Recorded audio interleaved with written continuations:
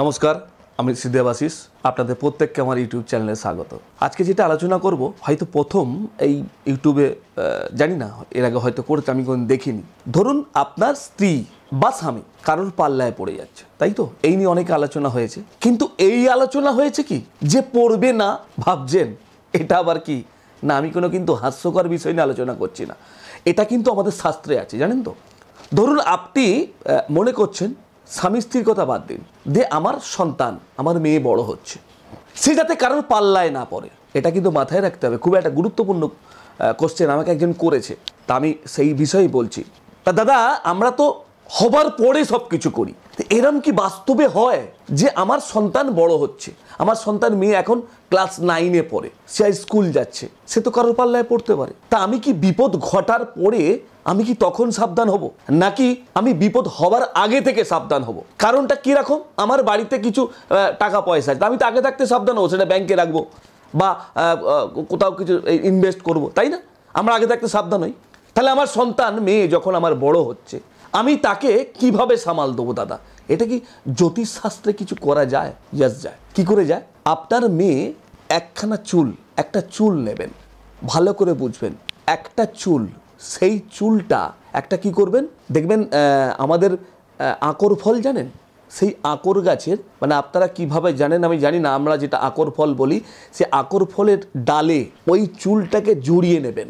ভালো করে বুঝবেন, একটা গোটা চুল তাকে জড়িয়ে নেবেন, জড়িয়ে নিয়ে ওটা কি করবেন, ভালো করে কিন্তু মাথা রাখবেন, আকর ফলের যে একটা ডাল, তাতে চুলটাকে জড়িয়ে, তাতে একটু হলুদ, তাতে একটু সিঁদুর দিয়ে, এবং তাতে একটা জবা ফুল, ক্লিয়ার, জবা ফুল দিয়ে আর একটা কাজ করবেন, দেবার পরে একটা ডাব, শুধু ডাব, নারকেল নয়, ডাব, ওই ডাব দিয়ে ভালো করে ধোবেন। এগুলো করার পরে ধুয়ে ঠিক এতটা 1 ফুট যাতে না বেরোয়, ওইটাকে পুঁতবেন। তার সঙ্গে আপনার মেয়ের নাম, গোত্র, কি বললাম, আপনার মেয়ের নাম, গোত্র, এটা দিয়ে কিন্তু ওর মধ্যে পুঁতে রাখবেন। অনেকে আমার কথাটা নিয়ে বিকৃত করতে পারে যে এটা আবার কি, মেয়ের নাম নিয়ে পুঁতে দিচ্ছে।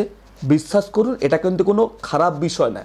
এটা আপনার সন্তানের যে খারাপ দিকে যাওয়ার বা বাজে পাল্লায় পড়ার যে মানসিকতা, সেইটাকে স্টপ করার জন্য কিন্তু আমার এই ক্রিয়াটা, এইটা না আপনার সন্তানের কোনো ক্ষতি করার জন্য বলছি।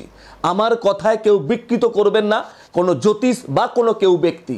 পরিষ্কার বলে দিলাম, আমার উদ্দেশ্য সন্তানের ভালো চাওয়ার জন্য, আমার উদ্দেশ্য আপনার সন্তান সঠিক পথে পরিচালিত হওয়ার জন্য।